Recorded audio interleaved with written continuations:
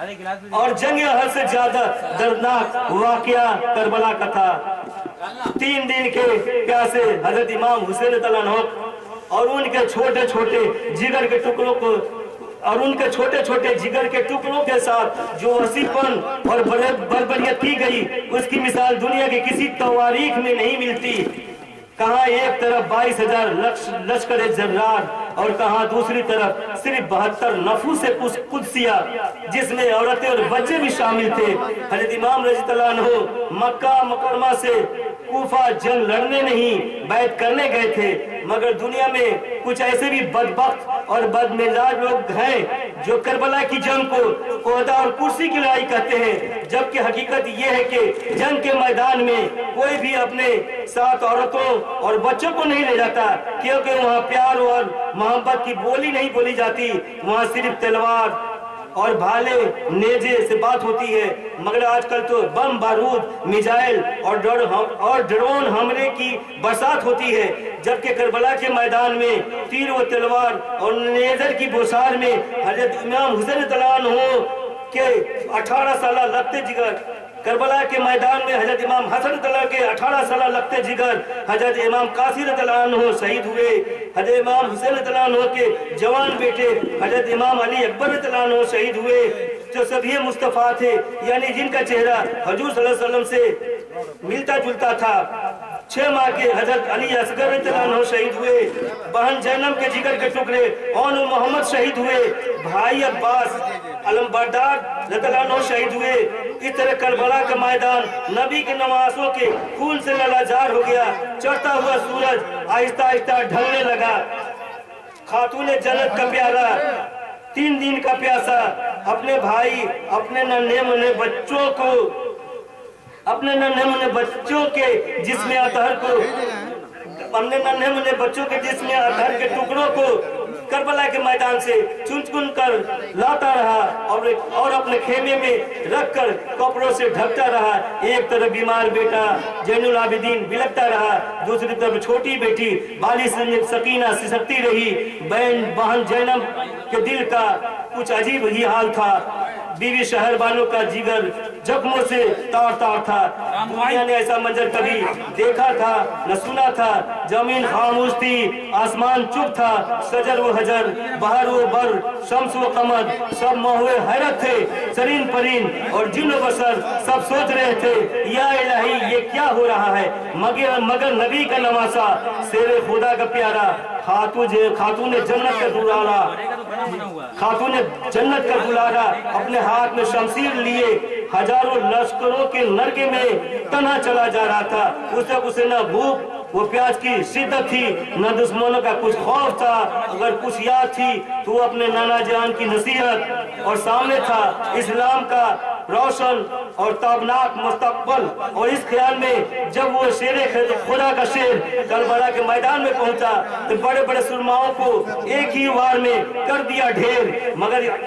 मगर एक तन्हा जान जब दुश्मनान इस्लाम से लड़ते लड़ते थक गया तो हर तरफ से तीर व तलवार और नेजों की बारिश होने लगी। इस तरह जख्मों से चूर, गमों से निडाल, बदन के खून के एक एक कतरे जब राह हक में शहीद हो गए तो थकावट और नकाहत में आंखें झपकी लेने लगी।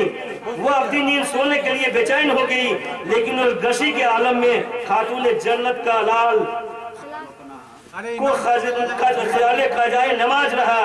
और उस हालत में जो शेर खुदा के शेर ने एक सजदा किया वो दुनिया के लाखों और करोड़ों सजदों पर भारी है।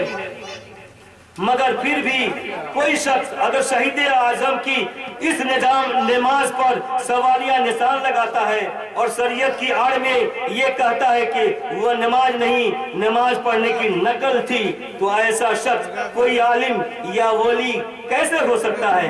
अल्लाह के वलियों की निगाहें तो वहां तक पहुंचती है जहां तक किसी आम इंसान का ख्याल भी नहीं पहुंच पाता, क्योंकि वली अल्लाह बसारत और बसीरत यानी जाहिरी और बातनी दोनों नजरों से देखते हैं, जबकि एक आम इंसान सिर्फ बसारत की निगाहों से ही देखता है। इसलिए दोनों के देखने में जमीन आसमान का फर्क पड़ता है। लेकिन करबला का वाकया तो कोई भी समझदार इंसान पढ़कर या सुनकर आसानी से समझ सकता है कि उस वक्त वहां के हालात कैसे थे।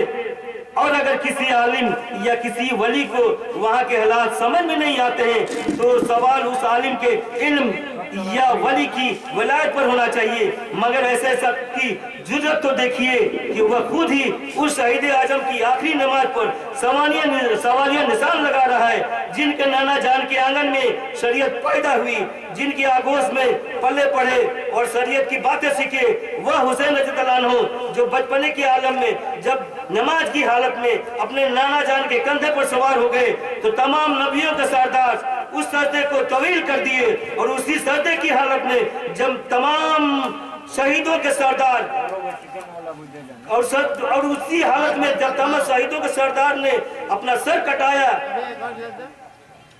तो वो कैसा अली या वली है जिसको सजदे की अजमत और बुजुर्गी समझ में नहीं आ रही है। वो वजू के मसले को लेकर बैठा है, जबकि करबला में जिस इमाम हुसैन रज़ियल्लाहु को 3 दिन से पीने के लिए पानी नहीं मिला था, वो हुसैन वजू कैसे बनाते? जिस इमाम हुसैन रज़ियल्लाहु को जिस इमाम हुसैन रज़ियल्लाहु अन्हु के लालों के खून से करबला की सरजमीन लालाजार थी, वो इमाम हुसैन रज़ियल्लाहु अन्हु तयम्मुम कहा करते और जिस शरीयत में 3 दिन के भूखे शख्स को अपनी जान बचाने के लिए मरे हुए जानवर का गोश्त खाने की इजाजत है, उस शरीयत के हिसाब से करबला के खूनी मैदान में बगैर वजू हज़रत इमाम सल्लल्लाहु अलैहि वसल्लम की नमाज अदा कैसे नहीं होगी? और जो शख्स उस अदाए मोहम्मद की नमाज को नमाज पढ़ने की नकल करना कह रहा है, उस शख्स को आप क्या कहेंगे? इसका फैसला खुद करें, क्योंकि नमाज अल्लाह तबारक तआला की रहमत और खुशनुदी का जरिया है।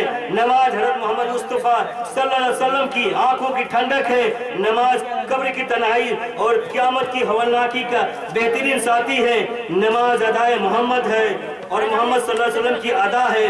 चुनांचे आप किसी भी नमाजी को नमाज की हालत में अगर गौर से देखेंगे तो वह क़याम की हालत में अलिफ नजर आएगा, रुकू की हालत में दाल दिखाई देगा, जब वो रुकू से सीधा खड़ा होगा तो अलिफ बन जाएगा। इस तरह नमाज की ये तीनों हालात अदा बन जाते हैं। इसके बाद जब कोई नमाजी सजदे में जाने के लिए अपने दोनों घुटनों पर अपना दोनों हाथ रखकर उसे जमीन पर टेक देता है तो पैर की उंगलियां हमजा और घुटने से लेकर सर तक का हिस्सा यह मजहूल बन जाता है। यहाँ तक नमाज की हालत अदाए होती है। इसके बाद सजदे में हर इंसान की हालत लफ्ज मोहम्मद की तरह होती है और इस तरह नमाज की पूरी हालत अदाए मोहम्मद वो मोहम्मद की तरह होती है, यानी उसका सर मीम दोनों मुड़े हुए हाथ है, कमर मीम और घुटने से लेकर पैर की उंगलियों तक का हिस्सा दाल बन जाता है, लेकिन गर्दन से लगा हुआ सर मीम की शक्ल में साफ दिखाई नहीं देता। अलबत्ता सजदे की हालत में अगर सर तन से जुदा हो जाए तो वह बिल्कुल साफ मीम की शक्ल में बन जाता है। और इस तरह नमाज की हर एक अदाए मोहम्मद वो मोहम्मद आपको दिखाई देगी। और इसी अदा को जब करबला के खूनी मैदान में हजरत इमाम हुसैन रज़ियल्लाहु अन्हु ने सही तरीके से अदा किया तो आज आले रसूल सल्लल्लाहु अलैहि वसल्लम से सच्ची मोहब्बत कर जो करते हैं वो अहले बैत और जो अहले बैत से रूहानी उनसियत रखते हैं, उन्हें करबला की वह नमाज दुनिया की लाखों और करोड़ों नमाजों पर भारी नजर आती है। और जो सिर्फ कलमी या जबानी मोहब्बत का दावा पेश करते हैं उन्हें वह नमाज अदाए नमाज नहीं, नमाज पढ़ने की नकल समझ में आती है। क्योंकि इस फितने के दौर में इस्लाम और मुसलमानों को जितना अपनों से नुकसान पहुंच रहा है उतना गैरों से नहीं।